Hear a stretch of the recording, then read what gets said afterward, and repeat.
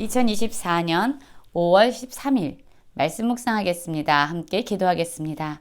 하나님, 모든 것을 합력하여 하나님의 뜻을 이루시며 성취하신 하나님, 위기를 기회로 만드시는 하나님, 하나님의 전능하심과 신실하심을 온전히 신뢰하며 살아가게 하여 주시옵소서. 예수님 이름으로 기도했습니다. 아멘.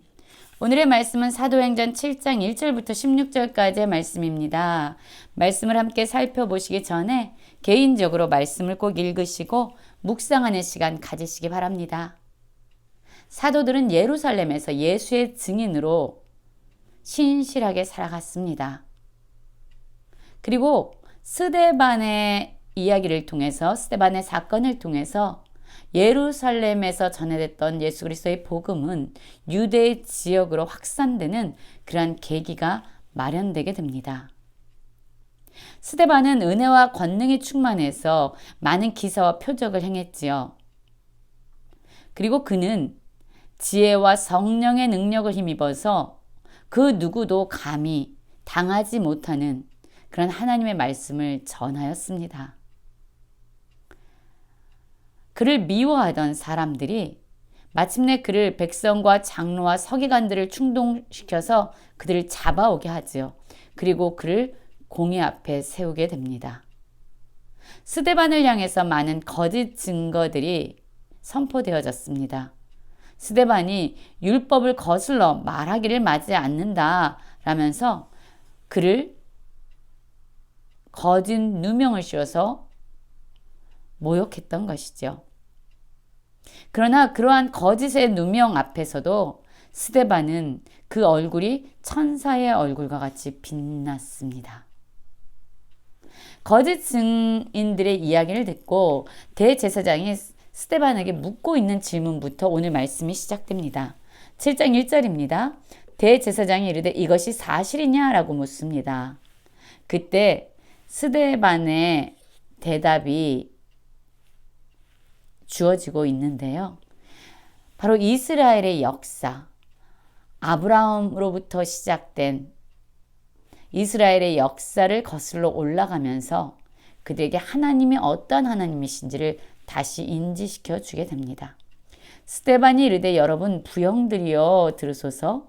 우리 조상 아브라함이 하란에 있기 전 메소보다미아에 있을 때에 영광의 하나님이 그에게 보여 이르시되 내 고향과 친척을 떠나 내가 내게 보일 땅으로 가라 하시니 라는 말씀으로 시작하고 있지요.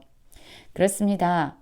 아브라함이 하나님을 찾은 것이 아니라 하나님께서 아브라함에게 찾아오셨고 그에게 나타나 보여주셨습니다. 단지 예루살렘의 성전에만 국한되어 있는 제한된 하나님이 아니라 메소포타미아에 있는 아브라함에게 나타나신 그 어떠한 공간에도 제한받지 않으시는 하나님을 지금 보여주고 있는 것입니다. 하나님이 아브라함에게 명령하실 때에 고향 친척, 아비집을 떠나 내가 내게 보일 땅, 아직은 아무것도 보이지 않습니다. 매 순간 하나님과 동행해야만 하나님께서 보여주시고 그는 매 순간 하나님을 신뢰하면서 나아가야 됐던 거죠. 그 하나님의 부르심 앞에서 아브라함은 말씀에 순종하여 말씀을 따라 가기 시작하죠. 아브라함이 갈대아 사람의 땅을 떠났다라고 얘기합니다. 바로 하나님의 말씀에 순종한 것이죠. 그리고 하란에 거하였는데 그의 아버지 데라가 거기서 죽게 되죠. 그리고 하나님은 다시 아브라함에게 나타나셔서 그의 갈 길을 보여주시고 인도해 주십니다. 그리고 마침내 아브라함은 가나안 땅에 이르게 됩니다. 그런데 우리도 다 알고 있지만요. 하나님은 아브라함에게 가나안 땅, 그에게 유업으로 주시겠다, 그의 후손에게 기업으로 주시겠다라는 그 땅을 그는 받지 못했습니다. 아브라함의 후손에게 하나님이 약속한 그 땅을 주시겠다고 했지만 그는 자식도 없었고 하나님이 주신다는 그 땅도 가지고 있지 않았어요. 그런데 아브라함은요, 자신에게 말씀하시는 그 하나님의 약속을 철저하게 신뢰했던 것입니다. 하나님이 또 이같이 말씀하시되 그 후손이 다른 땅에서 나그네가 되리니 그 땅 사람들이 종으로 삼아 400년 동안 그를 괴롭게 하리라. 그렇죠. 이스라엘 백성들, 즉 아브라함의 아들인 이삭, 이삭의 아들인 야곱, 그리고 그의 12명의 아들들과 그 가족들은 요셉에 의해서 애굽의 총리로 있었던 요셉으로 말미암아 애굽으로 들어가 살게 됩니다. 그리고 요셉이 죽은 이후에 애굽 땅의 바로는 요셉을 알지 못한 그 왕은 그들을 노예로 종살이로 혹사시키게 됩니다. 하나님의 말씀처럼 그들은 400년 동안에 그 땅에서 괴롭힘을 당하게 되죠. 그리고 하나님께서 마침내 약속하신 대로 애굽에서 종살이하던 이스라엘 백성들을 건져내십니다. 10가지 재앙을 통해서 애굽을 심판하시고 그들을 건져내셔서 하나님을 섬기는 하나님의 백성으로 삼게 되시죠. 하나님은 아브라함에게 약속을 하게 하십니다. 아브라함에게 하나님은 약속해 주셨고 또한 아브라함 역시 하나님에게 그 약속의 반응으로 할례를 행할 것을 하나님이 명령하게 됩니다. 아브라함은 하나님의 말씀을 듣고 이삭을 낳아서 여드레 만에 할례를 행하게 되죠.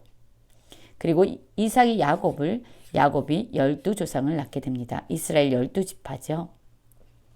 여러분 그렇습니다. 지금 스데반은요. 이스라엘의 역사, 아브라함의 이야기로부터 하나님이 어떤 하나님인가를 다시 한번 그들에게 선포하고 있습니다. 하나님은 그 무엇에도 제한받지 않은 하나님이에요. 우리를 찾아오시고 우리에게 나타나시는 분입니다. 우리에게 약속하시는 분입니다. 그리고 자신의 말씀을, 자신의 약속을 반드시 이루는 분이에요. 그리고 7장 9절을 보면 또한 요셉의 이야기를 통해서 하나님이 그들이 당한 위기를 어떤 기회로 바꿔내시는 전능하시고 신실하신 하나님이신지를 이야기하게 됩니다. 여러 조상이 요셉을 시기하여 애굽에 팔았더니 하나님이 그와 함께 계셔 그 모든 환난에서 건져내사 애굽 왕 바로 앞에서 은총과 지혜를 주시며 바로가 그를 애굽과 자기 온 집의 통치자로 세웠느니라. 그렇습니다. 야곱의 12아들이 있었잖아요. 물론 이 당시에 요셉이 애굽에 팔려갈 당시에는 베냐민이 없었죠. 요셉을 미워하는 그 형들에 의해서 그는 애굽에 팔림을 당하게 됩니다. 그런데 하나님은 그를 형통한 자라고 부르면서 그와 함께 하시면서 은혜를 부어주시죠. 하나님과 함께 동행하는 요셉, 그를 하나님은 모든 환난에서 건져주셨습니다. 환난과 문제가 없는 것이 아니라 그 모든 환난을, 그 모든 문제에서 그를 건져내셨다는 거예요. 그리고 마침내 그를 애굽의 총리로 세우게 되죠. 그때 애굽과 가나안의 온 땅에 흉년이 들게 됩니다. 큰 환란이 있었어요. 모든 사람들이 다 굶주려 죽어가고 있었던 거죠. 그때 야곱과 그의 아들들은 가나안에 있었는데 그들에게도 양식이 없어서 거의 굶주림 가운데 빠져 있었습니다. 그때 야곱이 애굽에 곡식이 있다는 말을 듣지요. 그리고 그의 아들들을 보내게 됩니다. 그리고 거기서 요셉을 만나게 돼요. 요셉은 자신을 팔았던 형들을 용서하고 그들을 모두 애굽으로 데려오게 됩니다. 요셉이 사람을 보내어 그의 아버지 야곱과 온 친척 75사람을 청하였다. 야곱이 애굽으로 내려가 자기와 우리 조상들이 거기서 죽고 세겜으로 옮겨져 아브라함이 세겜 하몰의 자손에게서 은으로 값주고 산 무덤에 장사되니라. 그렇습니다. 요셉에 의해서 애굽으로 내려왔지만 그들은 세겜에 옮겨져 거기서 장사를 지내게 됩니다. 이 세겜은 어떤 땅입니까? 아브라함이 하나님이 가나안 땅을 주실 것이라는 그 약속을 믿고 하몰 자손에게서 산 땅이에요. 하나님께서 반드시 가나안 땅을 약속을 이루실 것이라는 믿음으로 그가 산 땅이 있어요. 그리고 야곱과 그 자식들이죠. 이스라엘의 조상들. 그들이 세겜에 옮겨져 거기서 장사 지내게 됩니다. 여러분 7장 9절부터 요셉의 이야기부터 어떤 말씀이 생각납니까? 하나님은요.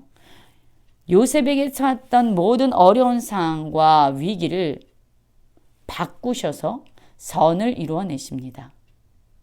하나님의 구원의 역사를 이루시기 위해서 요셉을 사용하신 거예요. 그리고 그 하나님의 뜻을 이루는 데 있어서 그러한 믿음의 사람들을 사용하시는 하나님의 모습이 그려져 있습니다. 스데반은 이스라엘의 역사를 통해서 일하셨던 하나님이 누구인지를 이스라엘 백성들에게 다시 선포하고 있습니다.